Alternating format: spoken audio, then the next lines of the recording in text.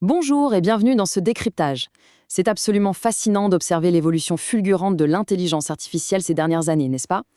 L'époque où l'on se contentait d'interagir avec de simples assistants virtuels via un écran de discussion est littéralement révolue. Aujourd'hui, la transition s'opère vers de véritables moteurs d'exécution autonomes.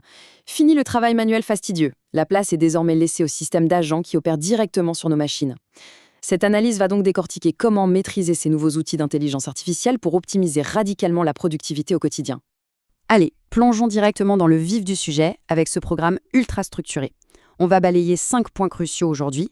Les outils d'automatisation d'abord, puis l'accès aux fichiers locaux, les tâches de bureau répétitives, une configuration pas à pas, et on terminera par d'excellentes astuces de productivité. Section 1, les outils d'automatisation ou comment définir la couche d'exécution. Pour commencer, il faut absolument poser le décor. On ne parle plus d'intelligence pure ici, mais vraiment de la couche d'exécution. 3 frameworks majeurs dominent le marché actuellement. En regardant ce tableau d'un peu plus près, on remarque tout de suite à quel point les architectures logicielles de ces 3 outils sont différentes.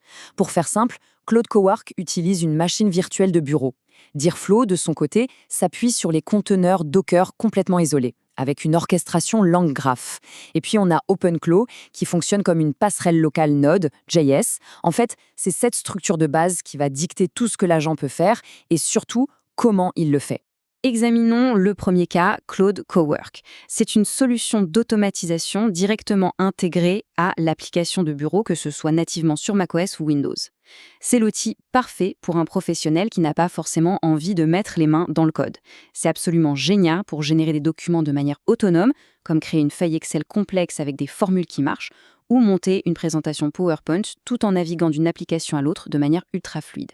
On passe ensuite à Dirflow. C'est un framework open source qui utilise un modèle dit de super agent. C'est l'idéal absolu pour des tâches de recherche très lourdes ou pour livrer des données en plusieurs étapes. Plutôt que d'avoir une seule entité qui fait tout, on a un agent principal qui délègue le travail à des sous-agents en parallèle. Et le plus fou, c'est que ces agents ont leur propre terminal pour écrire du code Python, aller scraper des données sur le web, générer des graphiques et compiler tout ça dans un rapport ultra complet, et ce de façon totalement autonome. Enfin, on trouve OpenClaw, qui a vraiment une position unique. Lui, il privilégie avant tout le fonctionnement local en agissant comme une passerelle centrale.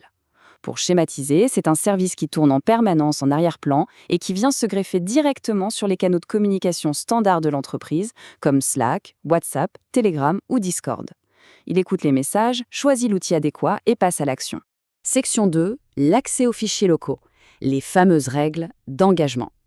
On aborde là un sujet fondamental, la sécurité et la mécanique d'accès. Connaître ces mécanismes est absolument indispensable quand on manipule des données d'entreprise sensibles ou confidentielles. Et comme on va le voir, l'approche varie énormément selon l'outil. Il y a un vrai contraste de sécurité à faire ici. D'un côté, l'approche bac à sable de Dirflow est hyper rassurante. Chaque agent tourne dans son propre container Docker avec un système de fichiers virtuel. Aucun risque d'affecter le système principal. À l'inverse, OpenClaw tape directement dans le système de fichiers natif de la machine hôte. C'est super puissant, oui, mais attention, sa configuration par défaut expose les ports réseau. Il est donc impératif de verrouiller tout ça sur la boucle locale pour éviter les grosses failles de sécurité. Ce qui est vraiment intéressant sur cette diapositive, c'est l'approche hybride et prudente de Claude Cowork. Bien qu'il lise et écrive dans nos vrais dossiers, tout le code s'exécute dans une machine virtuelle isolée. Et surtout, il y a cette fameuse règle du « demander avant d'agir ». En clair, l'agent se met sur pause et attend une approbation humaine explicite avant de faire quoi que ce soit, particulièrement avant de supprimer un fichier. C'est le parfait compromis entre protection des données et liberté d'action sur le bureau. Section 3, les tâches de bureau répétitives, ou comment libérer la vraie valeur opérationnelle.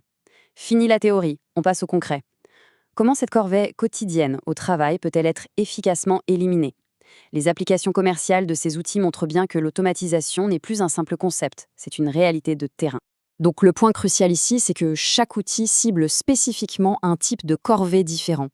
Cowork est le champion incontesté pour renommer des milliers de fichiers d'un coup ou générer des tableurs parfaitement formatés.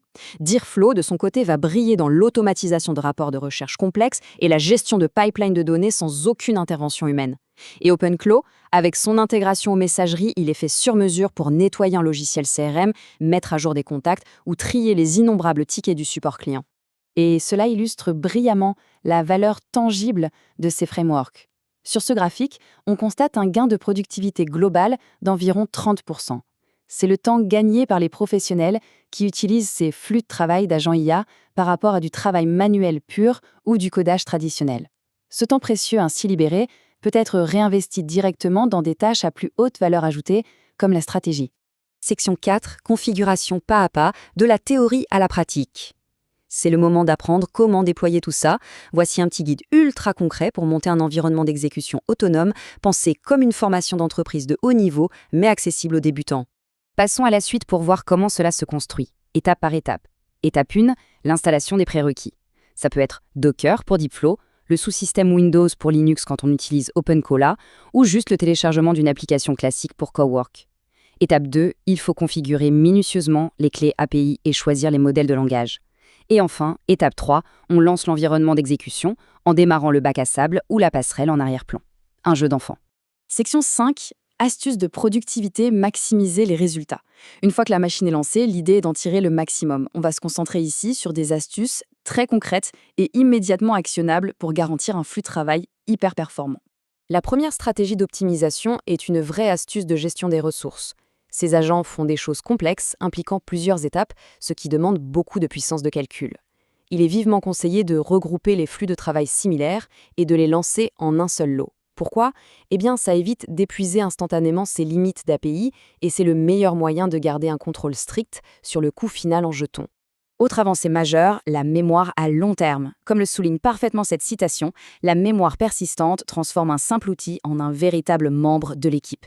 Que l'on parle du système de fichiers persistants de Deerflow ou des projets dans Cowork, le fait que l'IA se souvienne de l'historique, connaisse les préférences et comprenne le ton exact de la marque au fil du temps, eh bien ça décuple littéralement la qualité du résultat final. Pour clore ce décryptage, une réflexion de fond s'impose. On est passé de simples outils d'assistance à des agents capables d'accomplir concrètement le travail de bureau. Avec la polyvalence de Cowork, la puissance de recherche de Deerflow et la fluidité de communication d'OpenClaw, la question n'est plus du tout de savoir si l'automatisation sera adoptée à grande échelle. La vraie question est, quel framework sera choisi en premier pour transformer les opérations quotidiennes en un flux de travail 100% autonome ? Une décision stratégique qui va, sans aucun doute, redéfinir l'efficacité professionnelle de demain.